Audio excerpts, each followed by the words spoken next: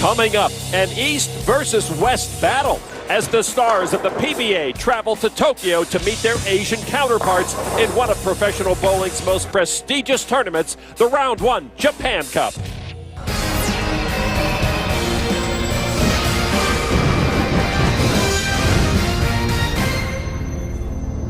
From Tokyo, Japan, this is the 26th version of the Round 1 Japan Cup from the Round 1 Diver City Bowling Center. I'm Lon McCarron, along with PBA Hall of Famer Randy Peterson. And right now, the 8 quarterfinalists being introduced to this very excited crowd. There's Parker Bone III. Parker Bone coming off of his recent win at the PBA World Championships. And there's current PBA Player of the Year, Sean Rash, having a little fun on the approach. Sean looks like he's been in the gym. Rash, one of 5 PBA pros.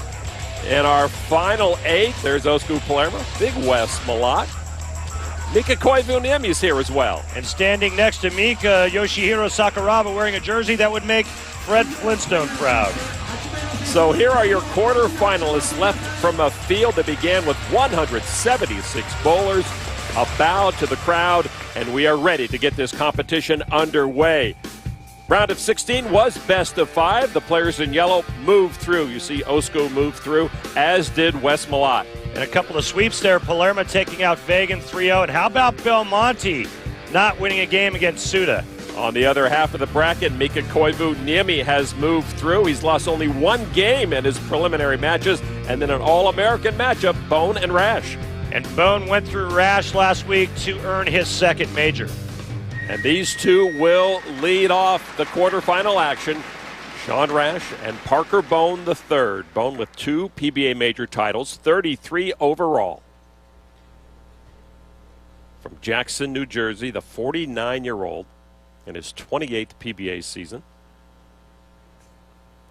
Look at that resume here in Tokyo, Japan. Back-to-back-to-back wins in the late 90s for Parker Bone III. Parker Bone III opening up our quarterfinals. Not the opening that he wanted. There's a timeless style there in the traditional down and in type of ball reaction that we've come to associate Parker Bone III with. So Parker Bone III opens with a spare in his quarterfinal match. 6.5 million yen to our winner here. That's worth almost 72,000 US. Runner-up gets $38,500. Is that before or after taxes? Always before. And now Sean Rash with his opening ball in this quarterfinal match. Oh, and Rash leaves the 7-10. Pretty good shot here. Not a very good break. Sean Rash playing left of third arrow, wheels it to the right.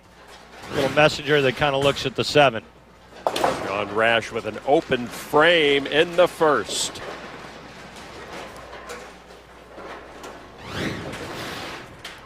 Well, if you leave the 7-10 split, take your spare ball out, throw it 100 miles an hour, either the 10 or the 7, and hope to bounce it out. Squeeze out a little aggression that's left over from that first shot as well. Rash now in the second. Oh, and Rash is not going to like this one either. Yeah, the bucket without the 4-pin, and the 5-pin actually gets scooted a bit to the right, which is going to make this spare conversion even tougher. So Rash digging himself an early hole against Parker Bone III. Rash trying to convert. And he does. Nice shot from Sean Rash. That's a good spare there. So Rash converts. He's still down by 11 pins as Parker Bone III gets ready for his second frame. The first cut was total pinfall. Final 64 switched to best 3 out of 5. The final 8 seeded into a bracket format with single game matches. And only 20 PBA players invited to this event, but 5 of them made the telecast. They are the ones to beat in the world of bowling right now. Parker Bone III in the second frame comes up with a big strike. He is a star here in Japan. And of course, on last week's telecast, we saw him claim his second major at the PBA World Championship, winning the title match 254-227 over top-seeded Jason Belmonte. Huge break there, rolling the 3-pin for Parker Bone III. He just kept striking, throwing great shot after great shot, and never looked back. Parker Bone III was 24th out of 24 when match play began. He was on the bottom rung of the stepladder when the TV finals began, and he took it all. Parker Bone's truly one of the good guys out on this tour, and I know there was a lot of folks, including myself, that were very happy for him. Parker Bone III now in the third frame, and with another strike. And that's what great champions do. They take advantage of their opponent's open frame. Sean Rash pockets 7-10 in the first. Parker Bone steps up and throws a really nice double here early on. PBA pro Tommy Jones was the last one to win this event. He won his third Japan Cup a couple of years ago. This event was not held last year due to the earthquake and tsunami that struck Japan. And speaking of strikes, Sean Rash comes back with a strike in the third. Sean using two different bowling balls, one on the right lane, a different ball on the left. Remember his first shot on this lane, pocket 7-10. This time gets a little love tap on the 10-pin. Of course, Sean, the franchise player on the PBA League team, the Brooklyn Styles, owned by actor Jesse Williams. You see Walter Ray Williams Jr. on that team. Walter Ray, the only player to have competed in all 26 Japan Cups. Rumor has it he has timeshare in Tokyo. Parker Bone III on the LAX, owned by NBA star Chris Paul. Franchise player is Jason Belmonte. That is one tough team, the LAX. Our first PBA League team telecast next Sunday at noon Eastern on ESPN. Live coverage. All right, Rash trying to get back in this match, and that'll help. Nice shot there. He changed balls on the left lane. Last time he was light. That ball hooks up into the pocket beautifully. Let's take a look at this form that won him Player of the Year, the Big High Backswing Cup. A lot of revs. This ball reads the oil pattern perfectly, and that's what we term 10 in the pit, Lon. Parker Bone III now up by 11 in his fourth frame. Parker Bone III up to the task. These guys are huge stars here, Randy. You won this back in '89, and you know that firsthand. Well, once you win in Japan, you become kind of a rock star. They never forget. Parker Bone III is a huge rock star in Tokyo. Remember, a four-time winner over here as we see the oil pattern, 42 feet in length, and we've had big scores throughout this event. Looking for his fifth round one Japan Cup. Parker Bone III. Oh, that sounded as bad as the result. Well, this is just a bad shot. He gets it wide of target and not enough friction to get his bowling ball to hook back into the pocket, and he leaves the 3-6-7. So Rash had opened in the first, and now Parker Bone III perhaps will return the favor, and he does here in the fifth. Bone still up by 6, but that puts Rash back in this match. This ball never gets far enough to the right to have a chance to throw the 3-pin into the 7. Big opening now for Sean Rash, who's working on a double. So Parker Bone III and Sean Rash in this quarterfinal from the Round 1 Japan Cup will continue in just a moment. Rash back in it. Things are starting to heat up here in Tokyo. Sean Rash needs just one strike to take the lead.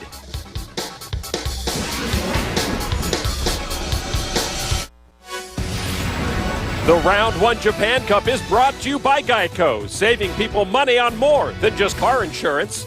The USBC, enhancing the bowling experience for millions of bowlers. To learn more, visit us on bowl.com. By Brunswick, find your next ball at bowlwithbrunswick.com. And by Jack Link's Beef Jerky, feed your wild side. The only All-American quarterfinal, Parker Bone III with a slim lead on Sean Rash now, but Rash with a chance to take the lead right here. And Rash with the strike does just that, Randy. Yeah, nice shot there. He got the opening from Parker's open frame in the fifth. I want you to take a look at this follow-through. See how short it is? Back in the day, man, we used to have these really long follow-throughs. Not anymore. That short follow-through, that snapping of the wrist, that's what creates all that power. Sean Rash led the PBA Tour last season in earnings, average, and points, and that led to him being named the Player of the Year. Rash has found his game. Boy, there it is again. It almost looks like he's cutting it off at the foul line, but that's the modern game of today. Take a look one more time at this short, abbreviated follow-through. That makes the ball dig in early, and that creates the perfect result. 4 in a row for Rash. Now Parker Bone III trying to get his game back. Parker's follow-through more old school. You can tell it's a little longer, and thus creating a much straighter shot. See how much more that hand goes over the top of the head. That's why Parker's more of a down-and-in player. 4-time winner of this event. Parker Bone III seemed to have lost his touch for just a couple of frames. He let Rash back in the match, and now Parker Bone in a horse race with Sean Rash.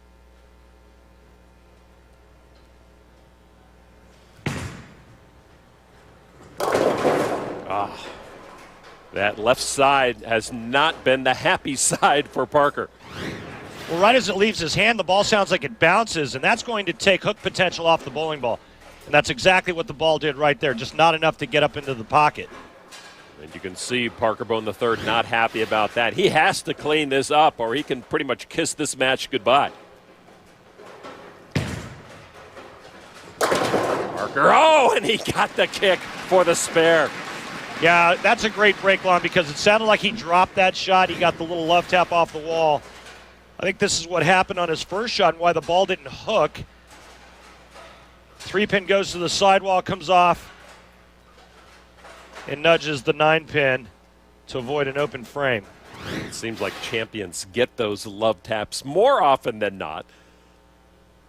Champions and guys that are really lucky. Now Rash working on 4 in a row, and he's not going to make it a 5-bagger. He had a chance to put the hammer down there. Yeah, he really did. I think he's a little surprised this ball didn't hook back up to the pocket. It looked like it was just a pinch fast. Yeah, you might be right. You see him just slow down, take your time. Now Rash trying to clean up a mess. And Sean does just that. You know, this is a point in the match where we've seen Sean time and time again get a little ahead of himself, get too amped up, start throwing balls through the back of the pin deck because he just gets outside of the box, starts thinking the wrong things, and just gets too amped. Born in Alaska, makes his home in Montgomery, Illinois now for this 30-year-old current PBA Player of the Year. 5 PBA titles, 2 majors.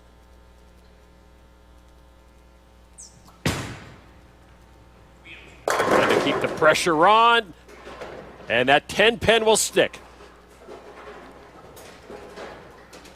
Pretty good shot there, and the messenger came in front of the 10. Now, remember, don't get ahead of yourself. Step up, convert the single-pin spare, and maintain your 10-pin lead. Saw the little nod of the head by Sean Rash. He's let that last bad shot go, and now he just got to work on converting this 10-pin. And Rash misses the 10, Randy. We've seen it time and time again. Just a lack of concentration for Sean Rash, and it's cost him so many opportunities to win more titles out here.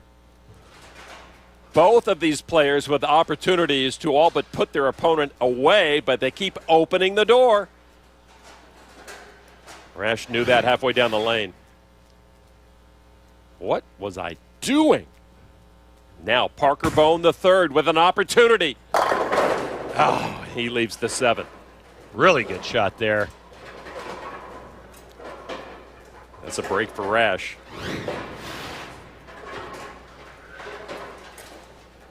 Parker had a little issue there with the approach, but this ball ended up in a good spot. Spare conversion here. We are still tied with the 9th and 10th frame left to play. So 2 great PBA pros battling here in the quarterfinals of the Round 1 Japan Cup, and we are all even after 8. These 2 players both on the same staff. They have to work together when they're not competing together or against each other. In this match coming down to the wire. 2 good friends as well. Parker Bone III now trying to do all he can to put the heat on his buddy.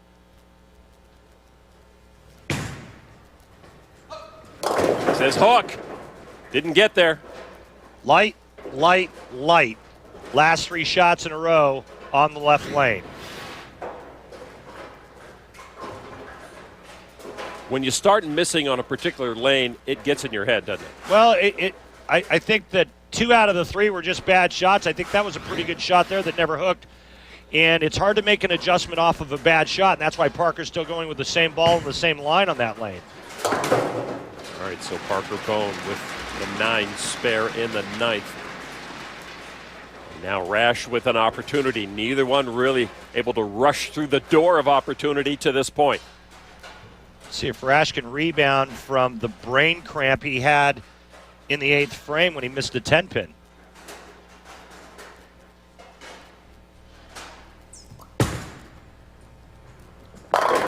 Rash with a big ball when he needed it the most. Yeah, and 2 more just like that on the left lane, and Sean Rash is going to shut out Parker Bone III. Boy, Parker Bone III knows he had his opportunity. And now he's handed that opportunity to his good friend Sean Rash. Rash with the rock back and rocket forward. Another strike for Sean Rash. You're right, Lon. Parker did have his opportunity, but the left lane got him. Now Sean Rash just 1 flush strike away from moving on. Rash can seal it here. And now taking his time, calming himself down. The quarterfinals of this round 1 Japan Cup. Rash with a chance to move forward. Now we've seen this before too. He just doesn't feel comfortable on the approach. You know, we've seen this time and time again where there's so many things going through his mind, he doesn't get comfortable and he steps off. And I think that's part of the demons that he battles with on television. Can Rash come through here? Yes, he can!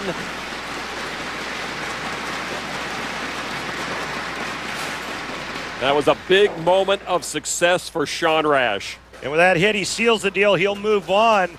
And somehow Sean Rash was able to exercise his own mental demons on this shot. This ball's just a pinch light, and he gets the nice kick on the 10. And that'll be all she wrote for Parker Bone III. So Sean Rash defeating 4-time champion of this event, Parker Bone III.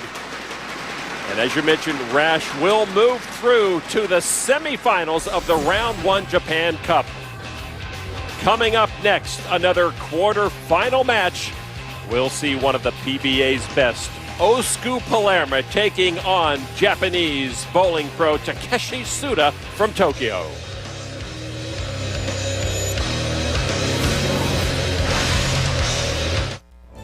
Welcome back to the Round 1 Japan Cup 1 quarterfinal in the books. Sean Rash, a 223-202 winner over Parker Bone III in an All-American matchup. We take a look at some of the other quarterfinals. Big West Malat taking on Yoshihira Kaji. And the Beast struggled with pin carry, leaving ringing 10 after ringing 10. Kaji now with a chance to put the hammer down on Big West Malat. 41-year-old pro with the big strike there. Yeah, but no style points. Boy, if you looked at the 2 styles here, you'd say there's no way that Kaji could ever beat this guy. But again, carry problems, and then when West could have applied a little pressure in the 10th frame, he goes through the nose after striking. Kaji just needs 8 on his first ball. West Malat totally disgusted. Here's Kaji's shot here in the 10th. Remember, 8, he moves on.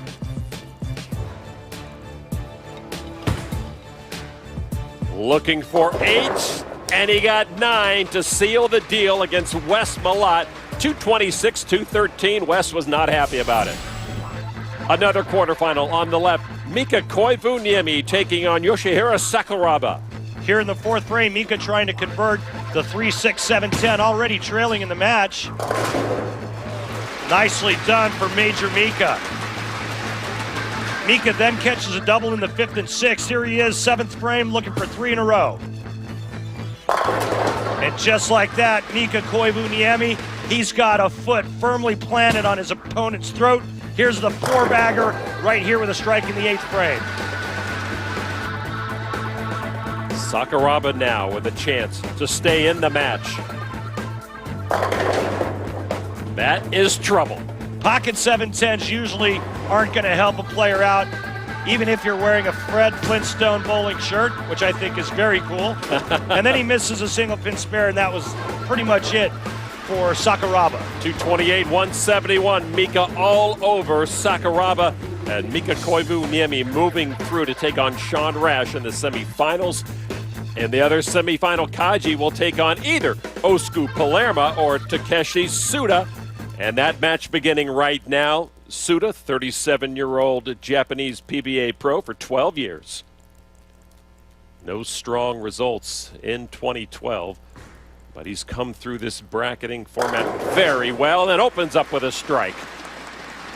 And a nice shot for Suda. And what's interesting, Lon, is that none of the 3 Japanese players on today's telecast have ever won a JPBA event.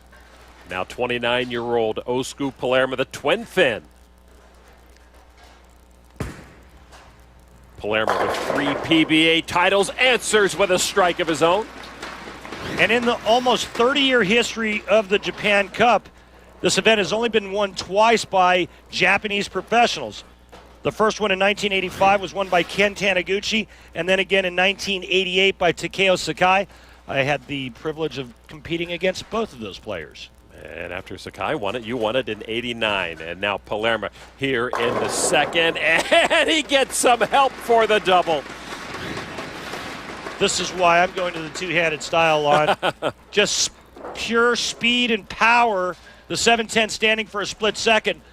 But those pins have absolutely no chance against that bowling ball. Palermo with the double. Suda trying to match that here. And Suda does just that. Nice ball. Well, this is more of a traditional strike, if you will. Down and in style on this 42-foot oil pattern. And it's 10 in the pit. Nice start for Takeshi Suda. 37-year-old from Kanagawa, Japan. The right lane has been a little more accommodating to our competitors. Suda now on the left lane.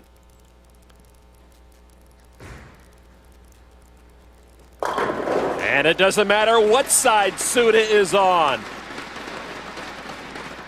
Well, he's proving that he's not afraid of the two-handers. This is classic old-school style. Remember, this guy took out Jason Belmonte, and now he's bowling the other two-hander, Osku Palermo, and he's just saying, you know what, guys, I'll just use one hand. Suda in the round of 16 shut out Belmo 3-0. And now, after 3 in a row, Suda gives way to Palermo working on a double. How quick that comes down. Oh, again, Palermo gets help. And again, Lon, this is why I'm going to the two-handed style. Their pin carry is incredible. This bowling ball hits the pin so hard. I want you to watch the 7-pin here. Watch what happens. It looks like somebody just tasered it. A stunned 7 teeters and finally falls. And Palermo matching Suda strike for strike in this quarterfinal match of the Round 1 Japan Cup. Quite a diversity of styles between that man, Suda, and Palermo. Both styles working to perfection so far. Palermo's fourth. Front 4 for Osku. When that bowling ball is coming at the pins at about 20 miles an hour with a rev rate over 600, the pins have to be thinking something like, run for your life! I swear I see them quivering when he throws the ball. Palermo with a 10-pin advantage on Suda. We mentioned the 176-player field. 20 were PBA invited pros. 123 were either Japan or Korean pros. And 33 amateurs round out the field. This is our final quarterfinal match. Suda now trying to match Palermo strike for strike. And the Japanese pro leaves the 7. Terrible break. Remember Osku Palermo's tasered 7-pin? Well, not to be for Suda. Great shot here, goes high flush, and he leaves the stone 7. So the first blemish on the scorecard to Suda as he tries to clean up the 7. And he does. Suda not happy about that. Again, the huge difference between the two players is just the raw power from that physical freak of nature right there. Osku Palermo in a two-handed style, the speed and the rev rate, all the pin carry on his side early on in this match. So a little more pressure now on Takeshi Suda as he, the first to blink in this match against Palermo. 10 pin. Yeah, and a soft 10, Lon. So it's back-to-back stone 7, soft 10, and he's falling behind quickly. We're only halfway through this match. Quite an uphill battle for these Japanese pros. They have not won on their own tour, suddenly facing the best in the world, and then you leave an opening for that pro, and the pressure just mounts and mounts, Randy. And the pressure for these JPBA players, remember, only 2 players from Japan have ever won this event. This is the biggest tournament if you're a JPBA member. So Suda with back-to-back spares after opening with 3 strikes in a row. Osku Palermo working on 4 in a row, has a 12-pin advantage in this final quarterfinal match of the Round 1 Japan Cup. The winner of this match will take on Yoshihiro Kaji in semifinal number 1. Come on back. A lot more action from Tokyo. Kaji, Koivu, Niemi, and Rash are through to the semis of the Round 1 Japan Cup. Either this man, Osku Palermo, or his opponent, Takeshi Suda, will join them in the semifinals. Palermo with 4 in a row and a 12-pin advantage on Suda. Make it 5 in a row for the twin fin. And there's that excessive power again. 5 in a row for Osku Palermo. He's just slapping pins silly. Palermo, the franchise player for Lamar Woodley and the Pittsburgh Jackrabbits in the new PBA L League team. And we'll open our coverage of that next week live from Detroit. Pittsburgh Jackrabbits? You're going to dispute Lamar Woodley, the Pittsburgh linebacker, huh? No. Have you seen the size of that guy? Yes, I have. PBA League opens with round 1 next Sunday at noon Eastern on ESPN. Palermo with the front 5.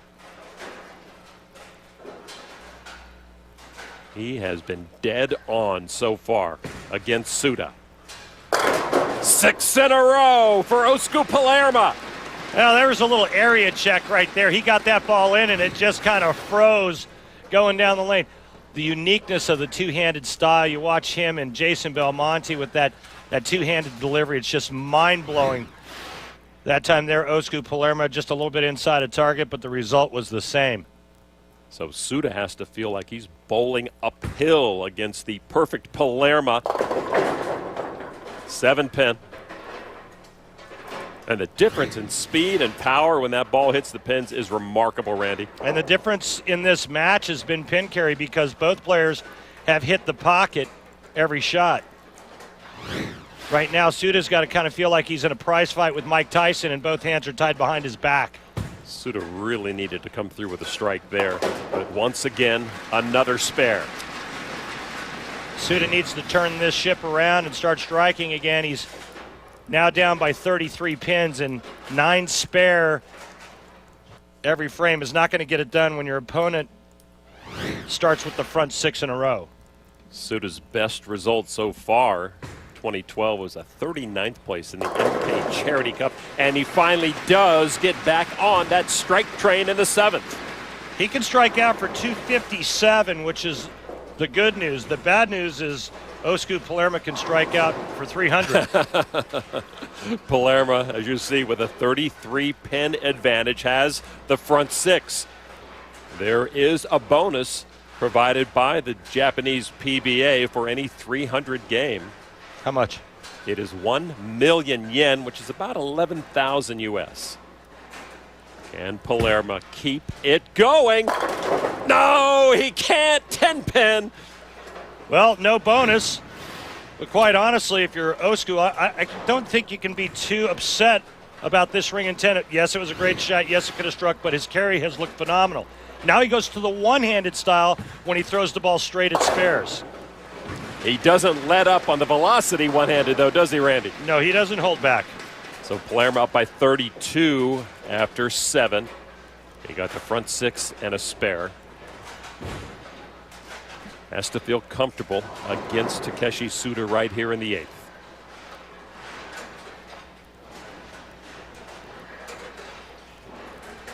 Palermo still with that wrap around his arm. We saw that at the World Series of Bowling, a strained bicep. He still almost won a major with it, and he doesn't appear to have lost any strength. Palermo trying to come back, and yes, he does.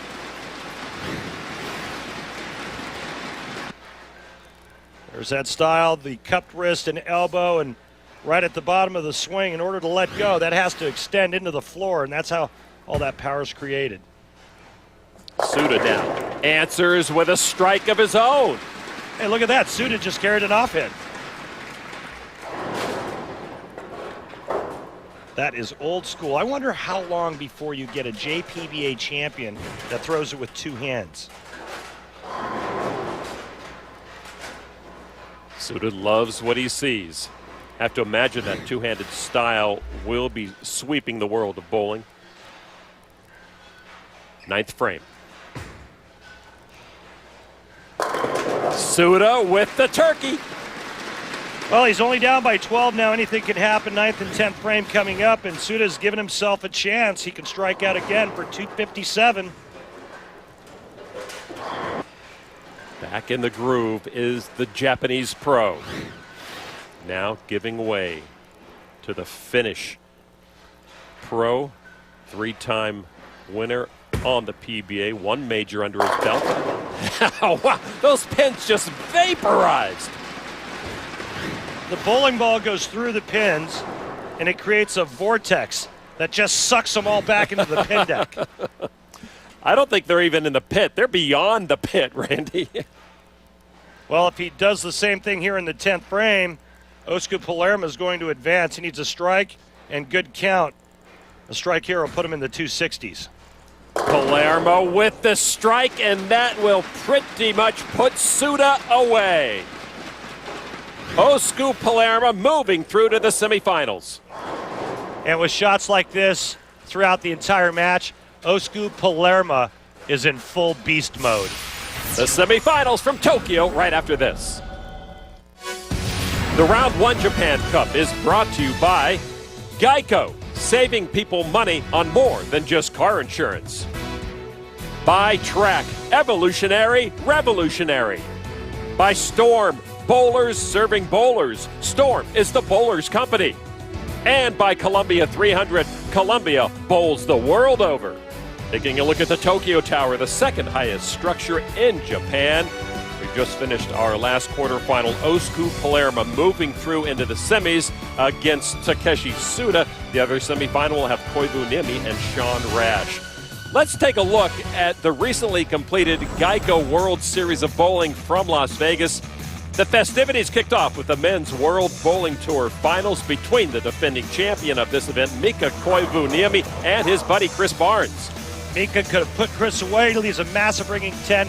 Barnes steps up, shreds the rack, takes home victory. When they were off the lanes, it was time for the women's WBT final. Missy Parkett stepping up and throwing strike after strike, taking down Liz Johnson. A big day for Missy Parkett. Then we saw Bill O'Neill in the Alka-Seltzer Plus Cold Cheetah Championship. O'Neill coming through big time. And afterwards paying homage to our fallen brother, Tony Reyes, who won his only title on this very same pattern. Then we saw Mika back in the championship in the PBA Viper Championship against Brad Angelo. Mika could have put Brad away. He gets 6 on his fill shot. Brad needs 8, gets 8, wins his 2nd career title. On to the PBA Chameleon Championship, a battle of the last two Chameleon winners, Scott Norton and Jason Belmonte. Belmonte needs a hit here in the 10th frame to win. Massive messenger in front of the 10. Norton wins sitting on the bench. On to Tom Doherty in the Bowler's Journal Scorpion Championship. Last time we saw Tommy bowled 100 on TV against Osku. 200 was going to be good enough, and Doherty wins his first ever PBA title. The stage was then set for the first PBA major of the season, the World Championship, and Parker Bone III was at his best. Well, it was all about being in the bone zone, Lon. Look at him rolling the 3-pin forward. He's shredding racks. Parker Bone III winning his second career major.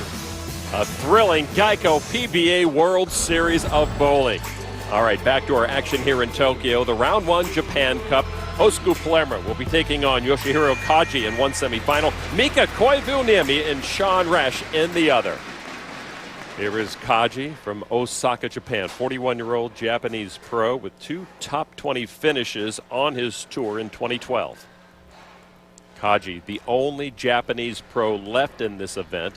How prestigious it would be for him to win here in front of these fans. To open up our first semifinal, Kaji gets them all. Nice break and a nice start for Kaji, who has the weight of his country on his shoulders in the world of bowling. Kaji defeated Wes Malott in the quarterfinals, 226 to 213. And now taking on the twin Finn, Osku Palermo. Palermo defeated Takeshi Suda, 268, 257. Palermo has been so strong on these lanes. That one a bit messy.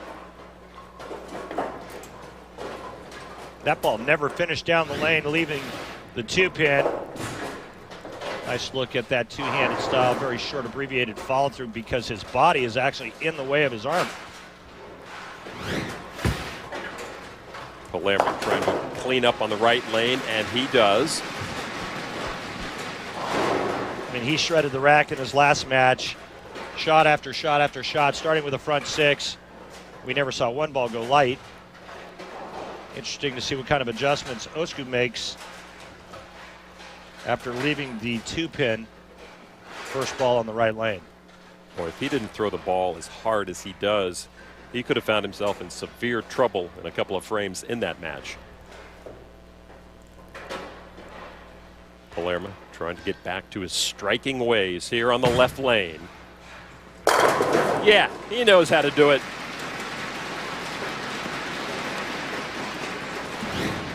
It almost looks like there's been some carry down, meaning the oil's starting to move down the lane because you don't see as much ball movement or motion in the back part of the lane. That's why he left the 2-pin on the right lane. That looked real subtle into the pocket in terms of movement. All part of the adjustments these pros have to make throughout a tournament. There is no re-stripping and re-oiling. This pattern has been torn apart. Kaji comes through with the double. And huge difference in the way the pins topple over when you look at these two players. The power is just overwhelming. Kaji's ball hits the pins. They kind of just domino. When Osku Palermo's bowling ball hits the pins, well, it's like a photon torpedo going through them. Does that put more pressure on a player like Kaji to pinpoint his ball? It's intimidating. All right, Kaji looking for the 3-bagger. Oh, 10-pin. And again, that's a weak 10. That ball had very little motion or movement going down the lane, and that's why he left a weak 10. You can see just how tight the lanes are getting down lane. Kaji blinks here in the 3rd. He looks to clean up on the left lane and does. Traditionally, Japanese players are very good spare shooters. They always constantly are working on fundamentals, and part of the fundamentals of being a good player is being a good spare shooter. All right, so Kaji takes his seat up by 9 on Osku Palermo. Palermo in his 3rd PBA season. Palermo with that huge strike as the pins go flying. Oh, boy, they should check their windshields in the parking lot after that one. Palermo, as we mentioned, won his first major. It was the PBA World Championship against Ryan Schaefer. Yeah, he took down Ryan Schaefer, the perennial bridesmaid. A lot of folks were rooting for Ryan, but not to be. It was Palermo's day. Osku Palermo, the first two-hander to win a PBA major. And now here in Tokyo, trying to work his way into the finals of the Round 1 Japan Cup. He's got a tough match against Kaji, leaves the 10-pin. Boy, and it's tough to say Osku Palermo leaves a flat 10 in the same sentence, but that's exactly what happens here. You could see just the subtle movement in the back part of the lane, and even with all that power, you can see just how tight the left lane is getting. Osku converts at the World Series of Bowling in 2012. He finished 48th in the Cheetah, 15th in the Viper, 18th in the Chameleon, second place in the Scorpion. Doherty, as you saw, won his first title, and then 20th in defense of his PBA World Championship. Osku even right now with Yoshihiro Kaji. Kaji now in the fourth, working a spare.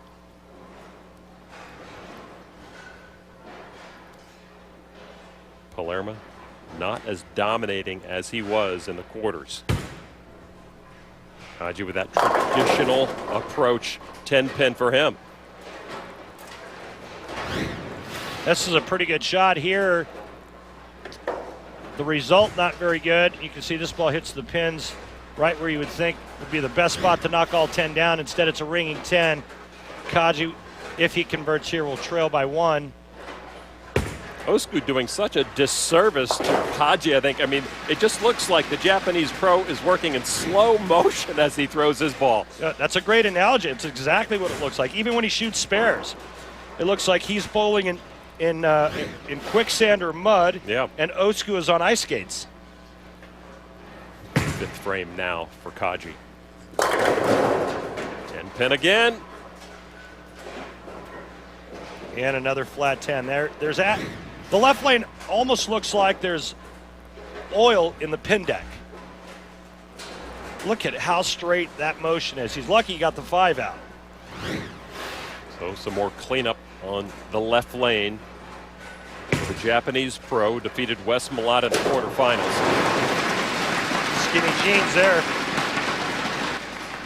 That does not build confidence. Down by 2. Now Palermo.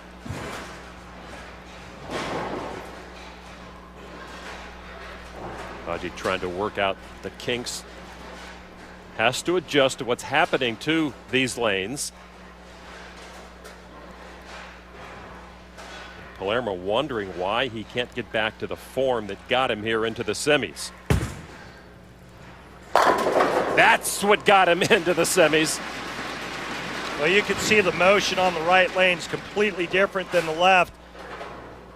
Right there, just that back end reaction, as you can see that bowling ball driving all 10 in the pit. He's got to figure out a way to get the ball reaction to do the same thing on this lane. Yeah, just did not come across, but that pin action gives Palermo a double. So this semifinal match between Kaji and Osku Palermo will continue in a moment. Palermo up by just 12 after that break. Welcome back to this semifinal battle at the Round 1 Japan Cup. Yoshihiro Kaji on the approach, down by 12 to Osku Palermo. Kaji keeping this match tight. Right lane has been good to him, and it still is. Just enough back end on that right lane to help Kaji carry all 10 pins. He needs to double up here to get within 2 of Osku. You can see the pin action. That's created by ball friction, the ball actually grabbing the back part of the lane. This left lane, well, let's just say it's got its own ice rink right in front of the head pin. Kaji's got to figure out a way to get his bowling ball to go high flush. Yoshihiro Kaji looking to make the finals in the most important tournament in his country. That's a nice strike from Kaji. It looked like he moved right just a hair. The ball started to pick up and roll sooner, and it ended up perfectly high flush. See that rotation with the hand right there? This ball actually picks up and grabs the lane surface. So Kaji has found the answer for the moment on the left side, and now Palermo answers with a strike of his own. I mean, that should be illegal.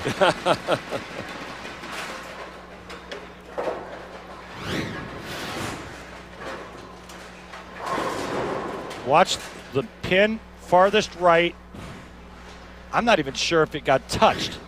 I think the 6-pin, when it went around, it sucked it off the deck and into the pit. We've got ourselves a match between Palermo and Kaji. Palermo up by 12 on the left side now. Yeah, he found the answer there too. Well, that's 4 in a row and a 22-pin lead for Osku Palermo. And like Kaji, he made the correct adjustment to get the ball to finish high flush. Talk about driver's seat now. The winner of this match meets either Mika Koivuniemi or Sean Rash in the finals.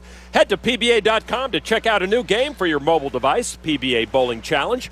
This updated game for select mobile and tablet devices allows you to bowl against the best PBA bowlers in dozens of events all over the country.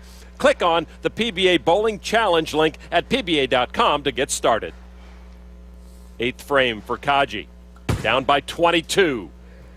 Boy, he's finding a way to stick with Palermo. So much on the line, so much pressure. His entire country rooting for him. Kaji looking to become only the 3rd JPBA member to win the Japan Cup. And he's telling Osku Palermo with shots like that, hey, buddy, I'm still here. Palermo with a good view of what Kaji is doing here on the left lane.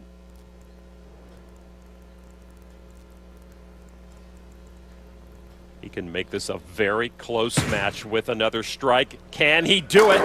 Yes, he can! Well, I'm not so sure that Kaji thought that ball was good enough to strike, but it did. He has now set himself up to possibly shoot 257. He sets up the 10th frame. Obviously, real excited about that. But Osku Palermo can strike out to shoot 269. The match in Palermo's hands. Osku on the right lane. Oh, an ugly leave for the fin. Well, there's something you don't see every day. High flush 410 split. I can promise you one thing. I can't remember the last time I did that. With all that power and all that speed, his ball drifted just a pinch high. But he should have only left the 4-pin, not the 10 with it. So Palermo, in all likelihood, opening up here in the 9th at a most crucial moment. And so now Palermo finds himself down by 12 to that man, Yoshihiro Kaji. Tough break there, but Osku needs to compose himself, step up in the 10th frame, and strike out to shoot 235. Kaji with a chance now. He sees a very real chance to move into the finals, but Palermo now has to perform at his highest peak. Here on the troublesome left lane. Palermo is up to the task. Nice ball.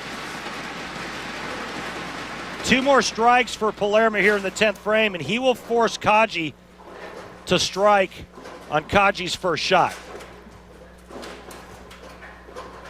So the most important ball for Osku Palermo of this match.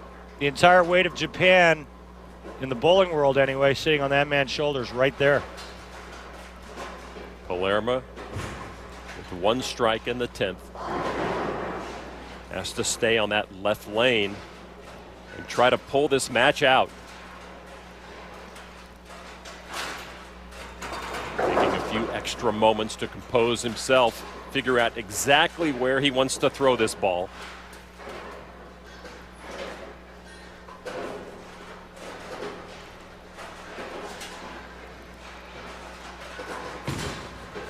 Palermo needs it. Oh, 10-pin. Doors open. Yeah, it sure is. Osku's made some great shots coming down the stretch, but a massive ringing 10 has left Kaji a huge opening. Kaji needs any mark in the 10th frame to move on to the finals. Osku converts with some attitude. So Osku with 225.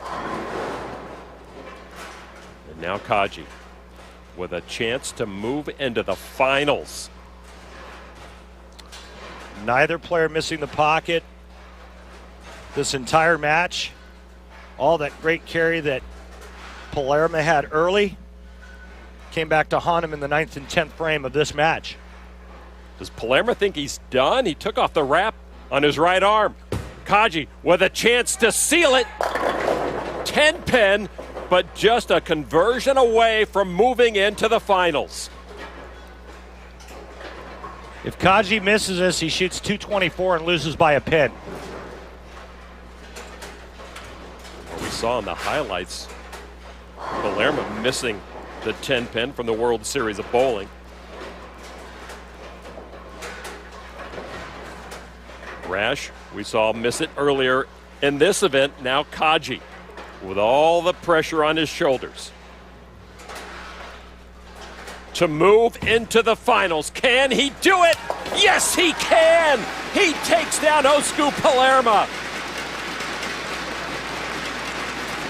That man there is going to bowl in the finals, looking to become just the 3rd Japanese player to ever win the prestigious Japan Cup. And the first since 1988. Yoshihiro Kaji. Just a formality. Yoshihiro Kaji takes down Osku Palermo. Coming up next, the other semifinal, Mika Koivuniemi and Sean Rash. Welcome back to Tokyo, getting ready for the second semifinal of this Round 1 Japan Cup. It will be between Sean Rash and Mika Koivuniemi, a couple of guys who have won the PBA Tournament of Champions. Mika took it down in 2011. Mika ends up beating Tom Smallwood, but he also shot 299 on that telecast. Rash, the current TOC champion, won it for his second major. He beats Ryan Simonelli to pretty much lock up Player of the Year honors. So Rash, the reigning PBA Player of the Year. Mika, a 2-time Player of the Year, meeting here in Tokyo. Mika to open up the action. Mika opens up with a strike. Mika sporting some glasses. There's a story behind the glasses, I think, somewhere, Lon. Well, he tried the glasses earlier last year. He said he had a pretty horrible World Series of Bowling, took them off, but came over to Japan and decided to put them back on, and he says they're working, and here he is in the semis. Rash opens up with a strike. Yeah, and he's also opening up the lane a lot more than just about anybody else we've seen on today's telecast. He's letting that dog hunt there, feeding it out right, letting it wheel back.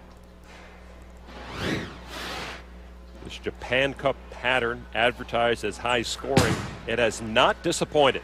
Boy, look at that thing come back, and it came back just enough. That bowling ball got so far right, looked like it was going out for a burger and fries, and it came back with some Kobe beef. Check that out. Even Rash was not sure that was going to come back enough. So double for Sean. Now Mika. Mika answers with a double of his own. This guy, Mika Koivuniemi, is really, really good. The straight down and in style. He's got the little loft, and he can go airborne when he wants to. And it doesn't matter if you're left-handed, right-handed, if you use two hands. Mika is afraid of no one. This guy truly believes he's the best player on the planet. In his 14th PBA season, he has 3 majors. Rash in his 8th season with 2 majors already. Even so far. Here in the third. Mika's not going to like that. And there again, we see the tight back ends on this left lane, and Mika throws a pretty good shot here. Watch how straight it enters the pins. And that's just bad luck there. The 5-pin was going down. Something else stood it up. Mika leaving the 5-7 split. So Koivu Niemi tested early here in this second semifinal. Can he pull off some magic? Yes, he can! Especially on that left lane. That was very pretty, Randy. Did you not remember me telling you how good this guy is? Oh, boy. That was perfect on that treacherous left lane. Rash, though, with an opening. Rash with the turkey to get himself started. You know, you had mentioned the high-scoring oil pattern, and you could see why. The players can attack this oil pattern from a multitude of angles. Sean Rash is circling. Mika's going straighter. Kaji went pretty straight right around second arrow. Osku was kind of right in between the two. Rash working with that boomerang ball. And here it comes. No strike that time. Little extra bounce off of the dry here. Remember the last shot on this lane, he got it so far right that the ball barely hit the headpin. This was left of the last shot on the left lane, and it goes high for a 4-pin. Conversion on that left lane for Rash. And his lead has been cut to 11. Koivu Niemi now on the right lane. Mika says he's traveled about 200,000 miles to bowl this year. He's a little tired of it. Mika also a member of the new PBA League Philadelphia Hitmen, owned by actor-comedian Kevin Hart. He was the first pick of franchise player Bill O'Neill. Real excited to watch this team concept, this team event. When you have teams that are absolutely laden with superstars, should be a lot of fun to watch. We begin our coverage next Sunday at noon Eastern on ESPN. In the fourth, Koivu Niemi with the strike. And as expected, neither player missing the pocket early on in this match. That balance. The big Finn, 6'4" frame, hits that foul line as solid as anybody on tour. Always exciting to watch these two PBA stars clash. The last time was at the World Series of Bowling, PBA Viper Championship. Koivu Niemi defeating Sean 158-180. Mika's fifth is as good as it gets. The glasses are working. Big high backswing, bowling ball just slightly to the inside so he can feed the ball to the right. Great result. I got to get me a pair of those glasses. Now Rash trying to keep pace. Right lane coming back. Oh my. Rash leaves the 8. Solid 8-pin on a really, really good shot. Look at this here. Ball goes right through the 1-3, gets to the 5-pin first, and 5-pin goes to the left of the 8-pin. Sean converts on that right lane that has been the easier of the two. These two are even right now. 30-year-old Rash was a 2-time All-American at prestigious bowling college of Wichita State. Mika from Finland, living in Heartland, Michigan now with his family.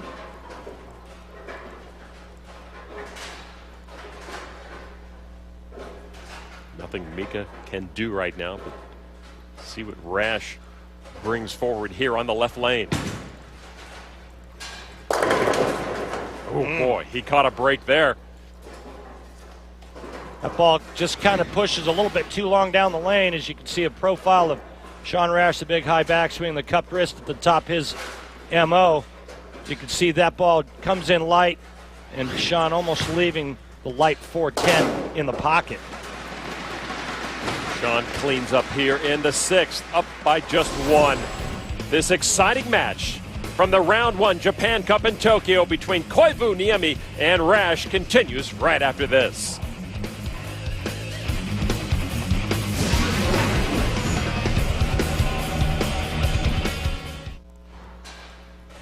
Welcome back to Tokyo, Japan, and the Round 1 Japan Cup. A tight match between this man, Mika Koivu Niemi, up by 1 on Sean Rash. as Mika bowls his 6th. Mika, the 2-time Player of the Year, has made a TV final in 13 straight years.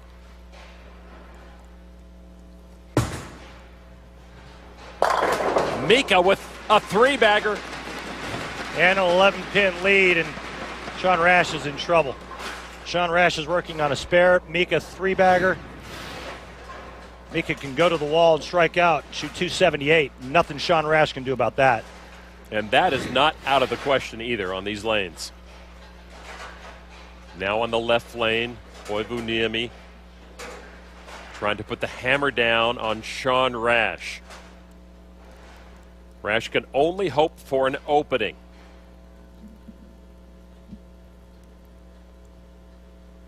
Boy, you can really feel the tension in this match between these two PBA stars.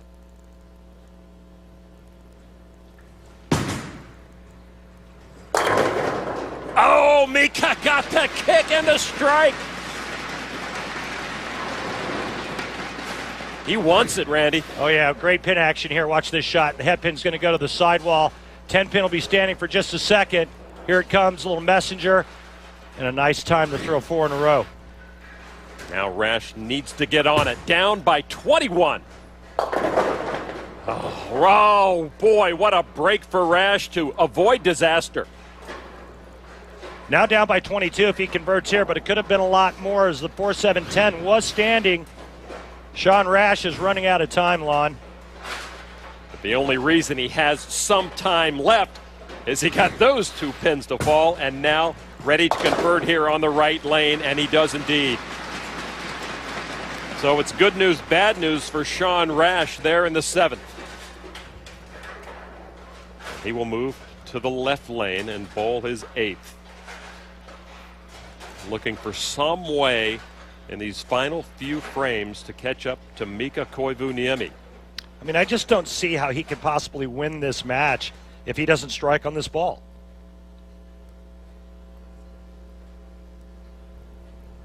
Rash needs it now. Can he bring it? No, 10-pin. So there you go. A bigger nail in the coffin of Sean Rash here in this semifinal. This is a pretty good shot here, but watch the 6-pin. Second to the right, around the 10. Rash knows he's running out of time. You can tell just by his react. He does convert, but down by 23 as Mika prepares for his 8th frame. Down by 23 to Mika Koivuniemi with only 2 frames left to bowl. Tall order. Yeah, Rash knows the pickle that he is in right now. All he can do is sit and watch. Mika taking his time. Rash's job is done for right now, and he may be done for this tournament. Mika always looks so calm on the approach.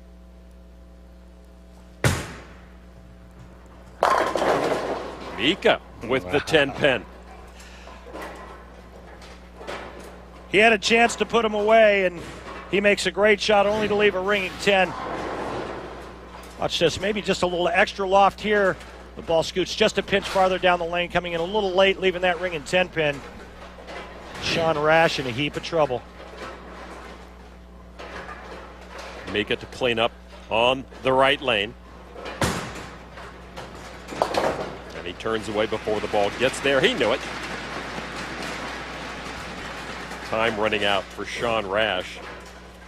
Not a done deal just yet, but almost. If Mika goes strike, spare strike, he shoots 237. If Rash strikes out, he shoots 235.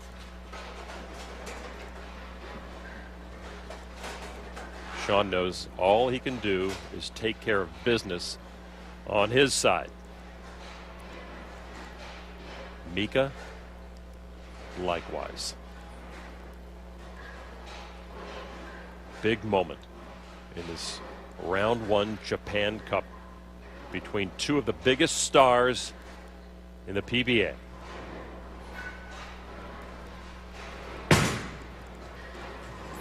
Koivuniemi. 10-pin again.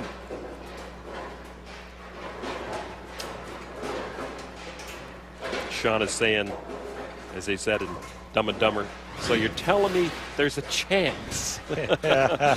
Yeah, well, all right, so we'll give Mika the spare here. Mika would need strike first ball in the 10th frame and then a spare to lock up the match. Koivuniemi on the left lane, converting. Mika up by 21 with that spare in the 9th.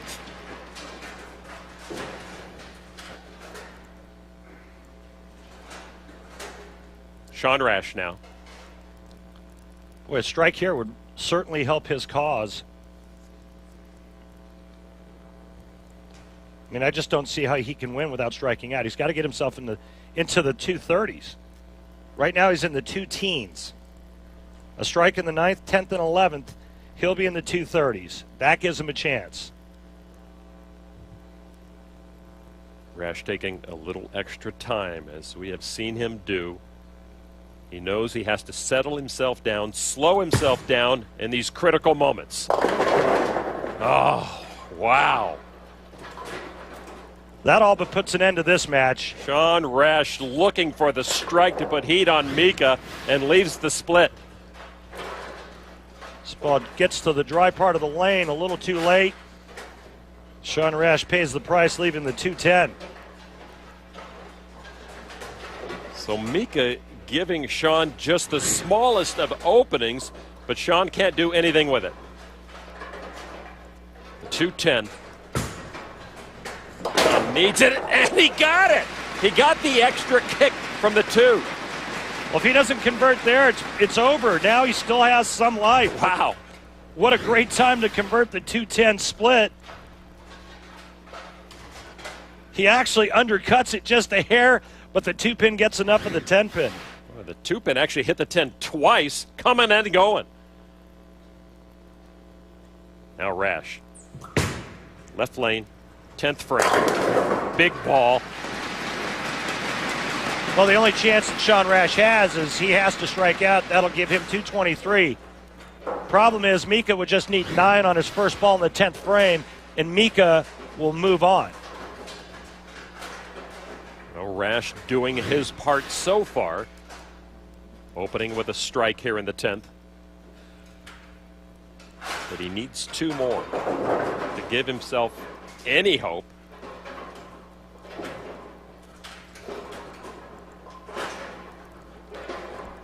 Sean being very deliberate. Blow out the tension and move forward. Rash needs another strike, and he got it. Maybe Sean has learned from some of his past mistakes on television where he gets ahead of himself, he gets too fast, gets too jacked up. But you're right, he's taking a lot of time. The other thing is that he bowls the 9th and 10th frame. Mika's sitting on the bench. The longer you can make your opponent sit, you never know. Sean making it work here on the left lane, which has been the trickier of the 2 lanes. Mika waiting for his turn, fidgeting. Can't even stand to sit. He's up on his feet watching Rash throw the last ball here in the 10th. Re-rack for Rash. I'm not sure he needed a re-rack more than he needed the time, Randy. That plus it just makes his opponent sit that much longer. Sean Rash looking to strike out in the 10th for 223. Ball on its way. 223 it is for Sean Rash.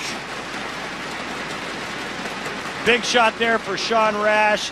Now a little bit of pressure on Mika Koivuniemi as you see Sean giving it this shot the great touch. This ball faces up, kicks that 10 out finally. Sean Rash knows it. He's like, yeah, come on. All right, I still have a little bit of life. Mika Koivuniemi, 9 on the first ball, he advances. Any mark, he advances. Mika can close out Rash right here. He needs 9. Oh, Randy! Not only did he not get 9, look at the leave. Unbelievable pocket 4-9. Now, here's the dilemma. If Mika gets one of these, they tie. If Mika tries to slide the 4 into the 9, which is his only chance to win, if he misses one of the pins, Rash wins. He has to get at least one for a tie or convert the split to win. Decision time for Mika. Does he want to play it safe? Does he want to try to close it out? I don't think there's any decision here. I think you go for one and then you go into sudden death. See Sean calming the crowd down. Yeah, he's going for one. 223, 223. We've got a roll-off. Unbelievable. It looked like Sean Rash was left for dead. We're going to sudden death. And that roll-off coming right after the break. Sean Rash down by 23 with just a few frames left. Mika with a chance to close it out, could not. It's Rash and Koivu Niemi with a spot in the finals here in Tokyo up for grabs. Welcome back to the Round 1 Japan Cup. Yoshihiro Kaji already into the finals. Now, Mika Koivu Niemi and Sean Rash have gone 10 frames, tied at 223, and we are headed for a roll-off. Very exciting here in Tokyo. Rash was down by 23 pens, came back late, helped out by Koivu Niemi with an open frame in the 10th, and now this sets up our roll-off. And the rules are simple in the roll-off, Randy. The higher seed chooses a lane and order. That's Mika Koivu Niemi. Each player is going to throw, and the higher pinfall will win. Mika has chosen to start on the right lane. No spare conversions, one ball. Mika to try to put the pressure here in overtime, as it were, on Rash. First ball on its way. Mika comes through big. And I like the fact that Mika decided that he would start putting the pressure immediately on Sean Rash. So now Rash with a remarkable comeback in this second semifinal. Sean has proven to himself in this match that he can handle the pressure. He needed to strike out in the 10th on the left lane. That's what he did, and finally ended up in the roll-off with Mika. Now here, needing to strike to stay alive.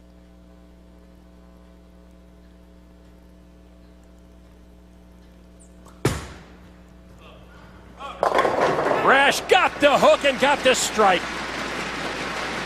I'm going to go with, that's a pretty good break there. Oh, boy. I think he's gotten a couple of really good breaks. The 4-9 that Mika left in the 10th frame, and that ball striking. Rash looking quite relieved. Now they move to the left lane. Mika composed as always. Can he keep the heat on Sean Rash? Yes, he can. One wall shot deserves another. Mika just came back with his version. Now it's up to Sean Rash. He has to strike on this ball to stay in it. Rash just struck out on the left lane in the 10th frame. He has to feel confident here. See Mika feeling the nerves just a little bit, swaying back and forth. Rash needs a strike. He got it! And he made a great point that Sean Rash struck out on this left lane in regulation, but that's why Mika chose to start sudden death on the right lane. Remember, Rash goes 210 on that lane. Even though Mika 4-9, that's a small adjustment. Had to be a lot of doubts in that man's head when he stepped up on the right lane. Now both players back to the right lane. The mental game of pro bowling coming into play here in the roll-off. Beginning the third frame of this roll-off now. Koivu Niemi. 10 pin. Doors open. Great shot here. Another nasty ringing 10 pin we've seen throughout the telecast, and it couldn't come at a worse time for the Big Fin. Now Sean Rash, a strike, and he will move on to bowl for the title. Yoshihiro Kaji already into the finals, awaiting his opponent. It will be one of the biggest names in the PBA, no matter who wins. Rash with a strike to move on. Oh, he can't get it. The roll-off will continue. Boy, he's playing a lot of angle on that right lane. The last two shots went light. That shot goes high. Interesting cat and mouse game going on. You can see both players playing the lanes completely different from one another. Rash going with big rainbow. Mika the down and in shot. Mika has struck on every shot except one. Same for Sean Rash. Every time Mika steps up and throws a strike, it puts the pressure squarely back on Sean Rash. Rash has matched Mika shot for shot in this roll-off. Mika with the big ball on the left lane. Now back on Sean's shoulders.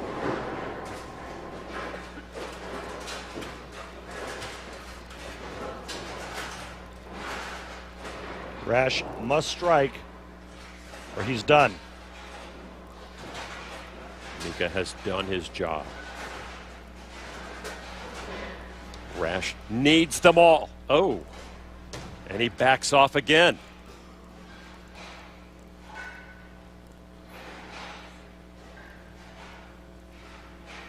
As if the moment were not tense enough, Sean took half a step and then backed off. To his credit, understanding that he was not quite ready. He needs to strike. Rash comes up empty. Mika Koivuniemi wins the match and moves on to the finals.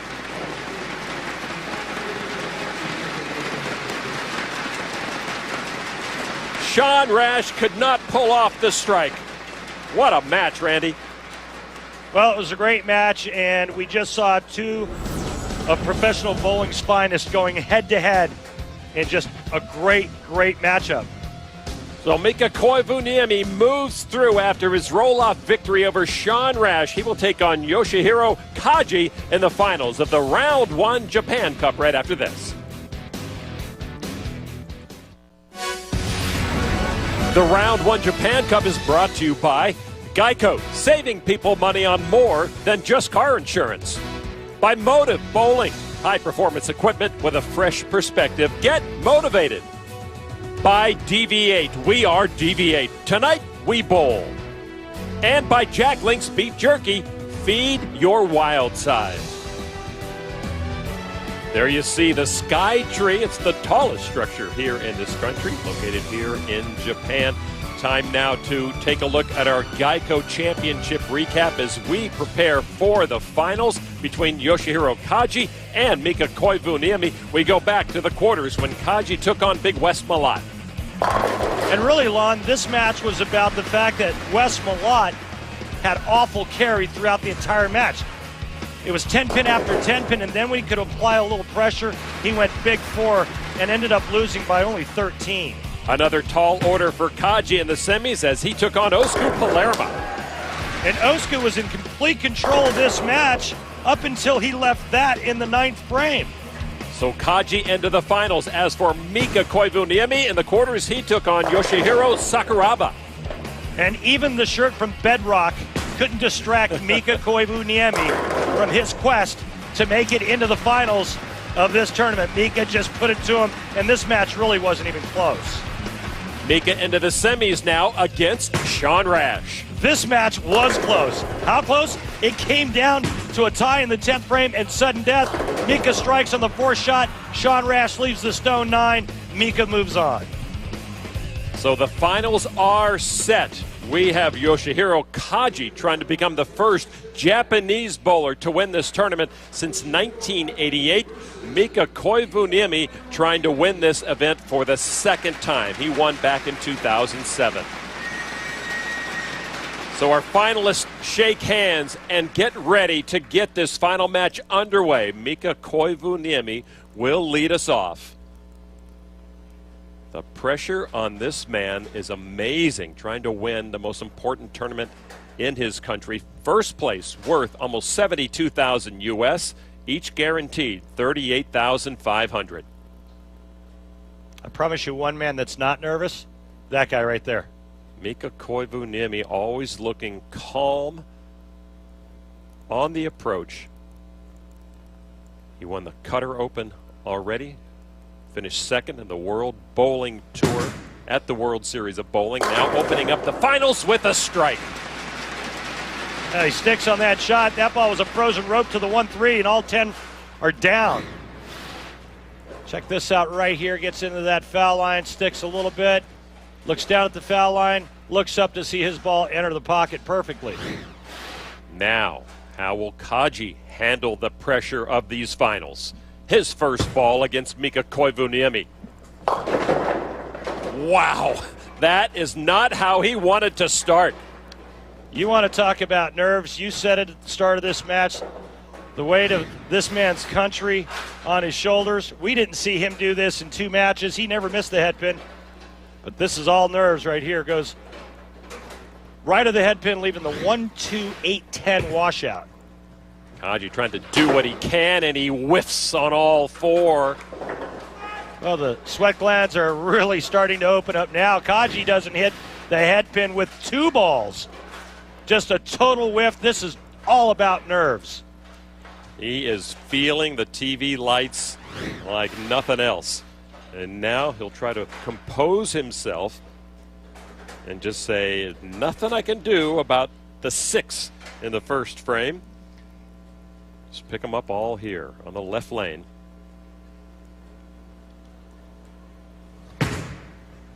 Kaji. Oh boy, that's just as bad. You couldn't ask for a worse opening 2 frames given the circumstances. Kaji is just off to a horrific start, bowling against one of the world's greatest bowlers. And Kaji has already taken on 2 of PBA's best and gone through Palermo and Malat. But here he is just hurting. Got some serious oil leaking out of that engine. Kaji whiffs again and will sit down and hope that Koivuniemi just bowls the rest of the game without sitting down. So after all that, Mika trying for the double in the championship match. And he does, taking full advantage of Kaji's problems. Well, Lana, I'm going to go out on a limb and say that the beatings are about to begin. Kaji's going up against one of the greatest players in the world. He just gave him back-to-back open frames. You know, it's kind of like throwing meat in a lion's cage. Absolutely. Koivuniemi sees his injured prey and now trying to open up with a 3-bagger. Take the pressure off himself early, and that's what he does. And in doing so, he may be taking the pressure off Kaji. Now nobody expects him to win, so maybe he can bowl his own style, bowl more at ease. What a perfect shot. And what a way to start after your opponent gives you a couple openings. Bottom of the 3rd, Yoshihiro Kaji. Yeah, that'll calm the nerves. He better do a lot of that. Down by 47 going to the 4th frame.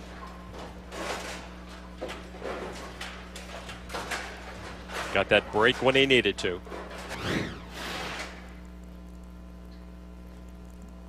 But a long way to go to make up for his first 2 frames. A 6 and a 7 in the first 2 frames. A little high. Oh boy. What's interesting is that the last match we saw Kaji compete in was against Osku Palermo. On this left lane, he could barely get his bowling ball to turn over, and now it's going a little too hard through the nose, and he's lucky he tripped the 7 out later, or it would have been another open frame. Kaji does clean it up. Any incremental step forward is good for him right now. All right, so those 2 frames were better, he'll tell himself. Back now to Mika Koivuniemi, who is perfect so far with his first 3.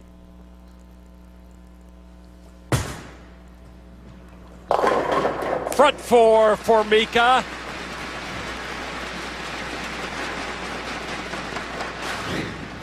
Another nice little break here with a wall shot on the right lane. But Mika's got such a good touch, and he's throwing it so well right now. It's almost like the pins know. When you're pinching it just a little bit at the bottom, they react a little differently. When you're freewheeling it, like Mika is, they all tend to fall. And it sounds odd to say, but this is where mental toughness comes in too. When you have such a huge lead on your opponent, to be able to stay in your zone and still perform at your highest level. Mika trying for the 5-bagger, and he does come through. I mean, you could see how much more relaxed Mika is. Hardly any perspiration. Right now, he's on autopilot. He's just allowing his body to do what he's trained it to do for so many years. And it's stress and it's pressure that takes you out of that repetitive motion, and there's none on Mika right now. Without question, absolutely right. 5th frame for Kaji, down 67. Yeah, that is not a typo, folks. This man right now feels like an elephant sitting on his chest. Hard to breathe, so much on the line, so much pressure. He got off to a horrific start, and it's just not getting any better. Top 20 finishes twice in 2012 in the JPBA, and defeated some of the game's best to get into these finals, and now just all falling apart for Yoshihiro Kaji as he converts on that right lane.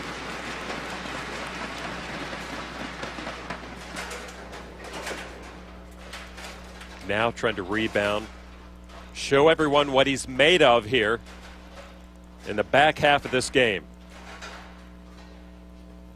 Mika, again, trying to stay in his zone. Perfect through 5.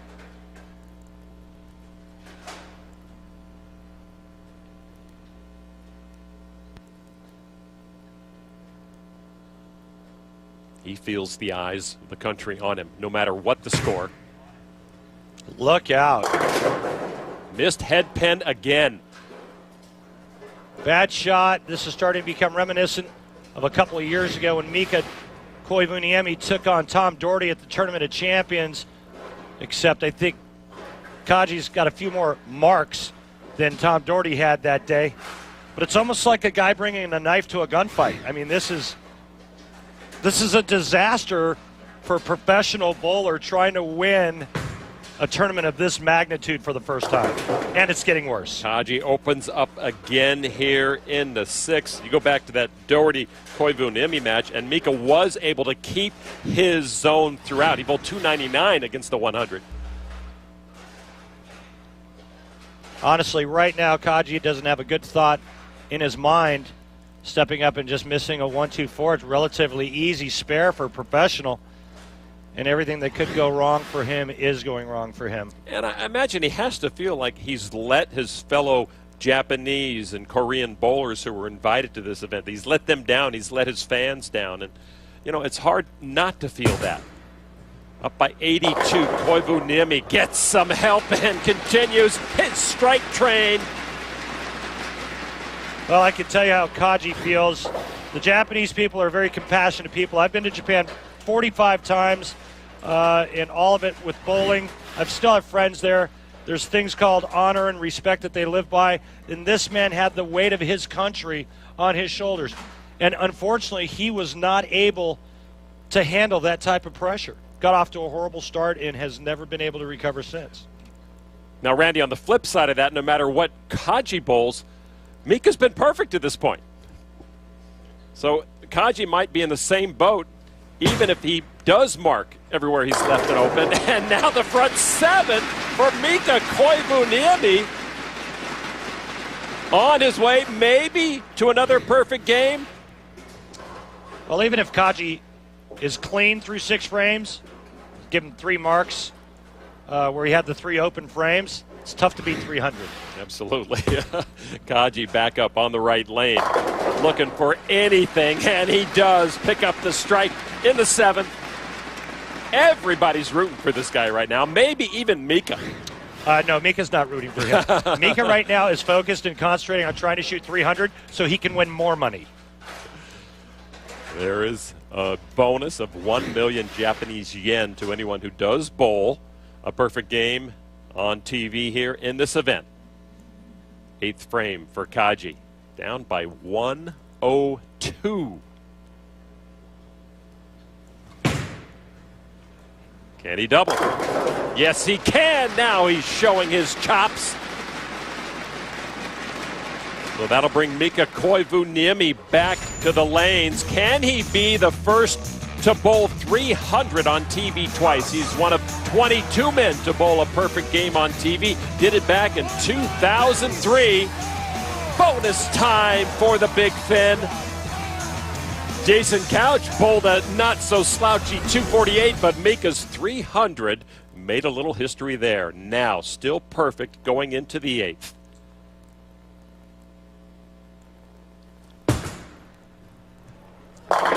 Mika does it again! Well, I remember that day in Windsor Locks, Connecticut, when Mika Koivuniemi bowled his perfect game. It was freezing cold outside, but inside, Mika had that place on fire. And right now, he's perfect through 8 frames. Kaji sits perhaps a witness to history here as his opponent Mika Koivuniemi looks to make it 9 in a row. It's on its way. Oh, 10-pin! Randy, the 10-pin should be the nail in every bowler's coffin. Well, if you're a right-hander, you never like to see a 10-pin standing when you hit the pocket, but fortunately for Mika Koivuniemi, it doesn't cost him a title, just a perfect game. Mika Koivuniemi is going to win the Round 1 Japan Cup. Mika cleans up in the 9th. He is part of the new PBA League. 8 teams, 8 celebrity owners, one exciting PBA concept, Randy. Yeah, it really, really is. I can't wait to watch all these major championship winners like Bill O'Neill and Mike Fagan, watching guys with all the power like Osku Palermo. You're looking at the franchise players of each of the 8 teams, and you're going to be able to see Round 1 right here on ESPN next Sunday at noon, the PBA League. All your favorite bowlers, some of your favorite entertainment and sports celebrities. It's going to be a lot of fun. Live next Sunday. Mika Koivuniemi cleaning it up, making it official. He is a repeat winner of the Round 1 Japan Cup, a final score 268 to 164 over Yoshihiro Kaji.